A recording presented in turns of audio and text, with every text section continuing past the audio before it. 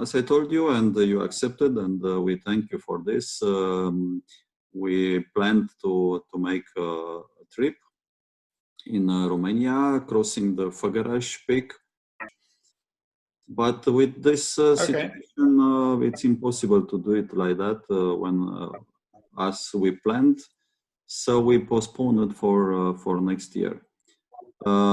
So this is the reason that I wanted to talk a little bit with you and to make a short interview to put it on our webpage and on our Facebook to discuss with you about sport.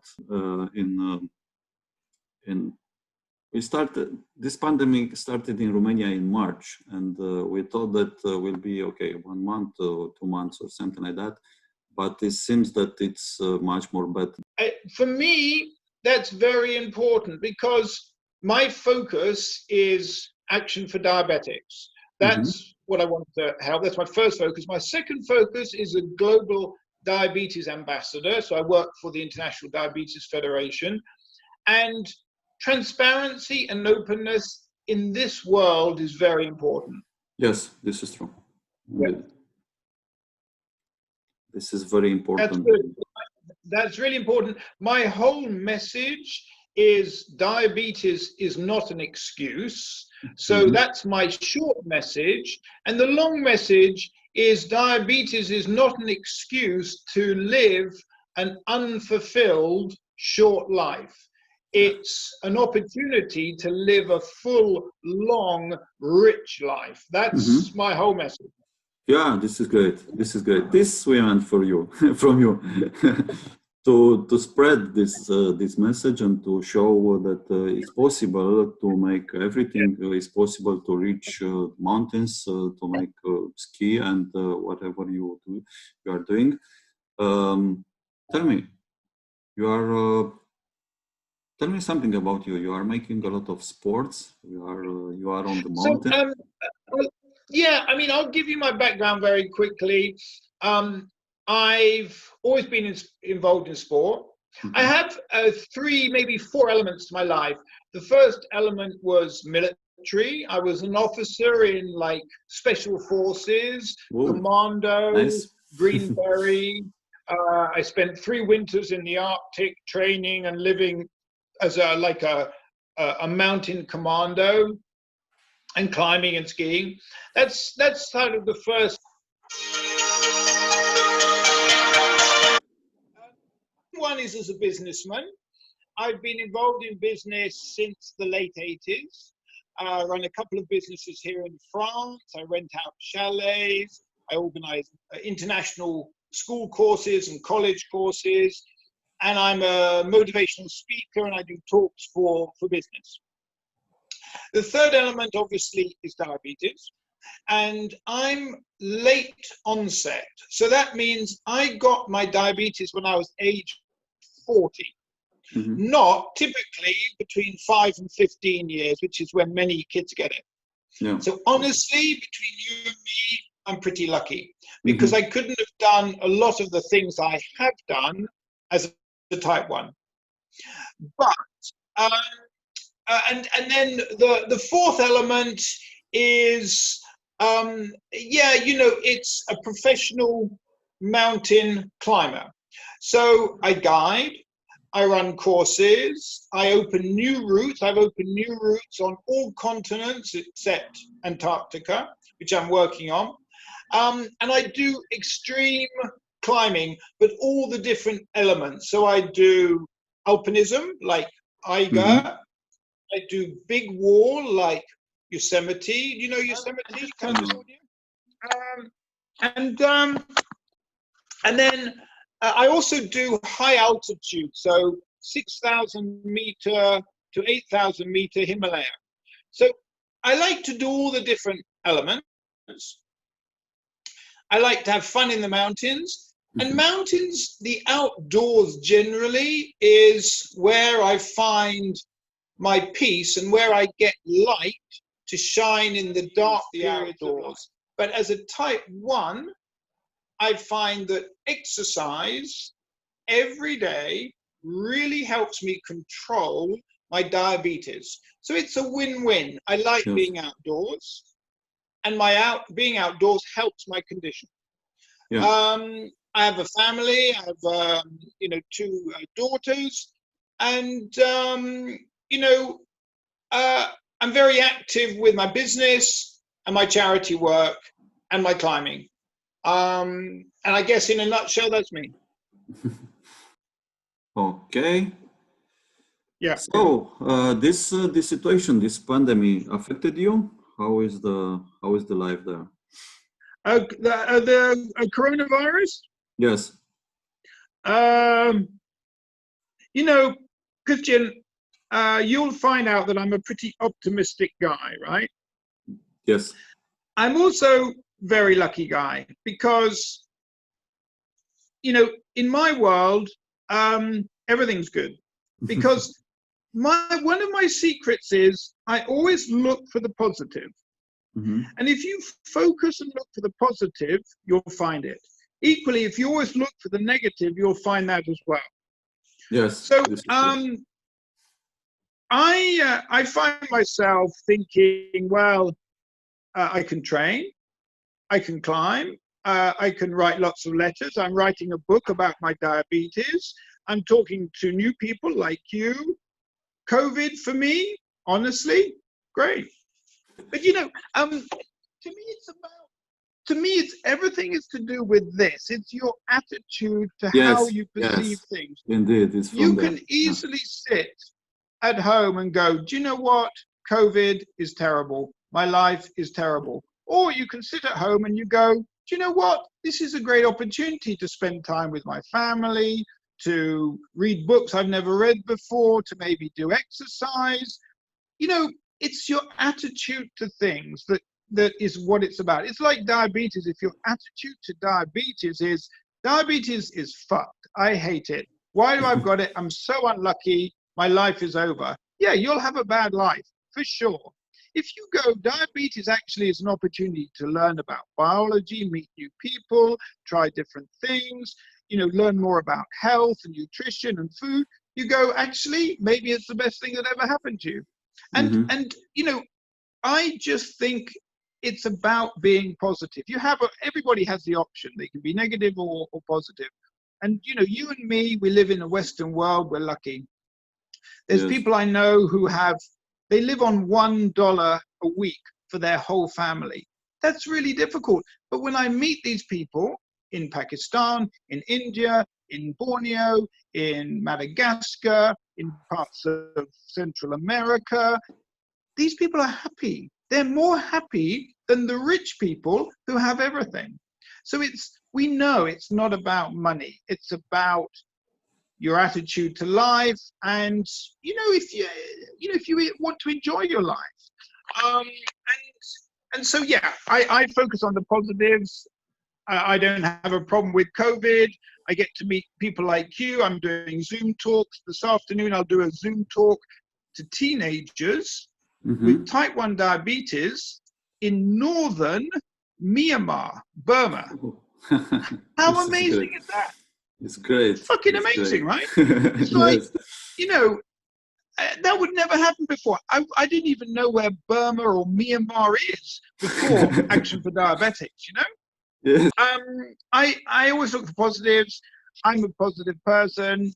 COVID, it's a pain in the ass, for sure. For some people, it's really bad, and I get that, and I totally understand. The message is, most people can walk. So under COVID, come out of your apartment and walk, and just breathe in some air. And some people are doing that, some people are not. But, I think if you have the right attitude, you can get over COVID and you can deal with it. Some people, they're really affected, they lose their jobs. But some of those people who lose their jobs will also be okay, and some won't. And it'll be a question of how positive they are about changing their situation. Jerry, tell me, what is the most annoying question about diabetes and about your diabetes?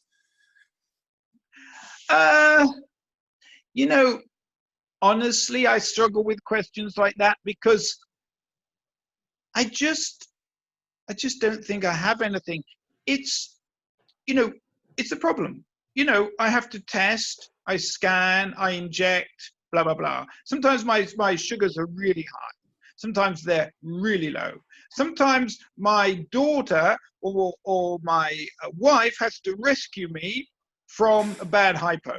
Mm-hmm. And, at one stage I was having a bad nighttime hypo once every week. And that was disastrous for our marriage, for our relationship, everything. I know. But I got better. I learned about it. She learned to deal with it. She's a very, very strong woman. And as I talk to you now and I look you in the eyes, I can't think of anything really bad compared to things I've done before. Don't forget, I've had a lot of extreme things happen to me. I've been struck by lightning and fully blown up on top of a remote mountain. I've been chased by a polar bear. I've been avalanched. I've had my friend die in front of me. I've lost 15 friends to climbing. I've had some bad things. But for me, diabetes, it's just another thing to deal with. Maybe instead of diabetes, I have bad knees, or maybe I have a wife who's horrible, or maybe I don't have much money, or there's always challenges in life. Everybody has challenges. Donald Trump has challenges now to win the election, which I hope he won't. But this is right. Yeah. But we all have challenges, and honestly, I think it's trying to get a perspective of those things and realizing, actually, compared to so many people, we're very lucky. So here's something I think about quite often. In England now and France, everybody's saying you must wash your hands because of COVID, yeah? Wash your hands every day. Wash your hands at home. Wash, wash, wash. Do you have the same in Romania? Yes. Yeah. Guess what? 3 billion people don't have running water in their homes. Yes. So they can't wash their hands. Yes. That's almost half the world's population. Yeah. Suddenly, how many problems have we got? This is true. Yeah, this is true. Jerry, do you have an advice for type 1 diabetes persons in this period, and also for type 2 diabetes? Because as I told you at our first beginning, we have a lot of cases of type 2 diabetes. Yeah. So I do a lot of talks with kids. I have a thing called Jerry's Famous 5. The 5 things you have to do every day. This is really important, okay? So this is in no particular order, and maybe I'll send you a little presentation on this. I'll try and remember them because my memory is not very good. It's only 5 things, but I don't have a good memory. But so the first thing is, every day, do 30 minutes of exercise that increases your heart rate. And do that exercise ideally with your parents. This is really, I'm now talking to young kids. Every day, do 30 minutes minimum of exercise that increases your heart rate, that makes you sweat if you live in a cold country, and that's the minimum that you have to do. Exercise is really important. Number 2, eat healthy home-cooked foods. The worst thing about diabetes is probably the food you shouldn't eat, and those are the foods that all children like to eat.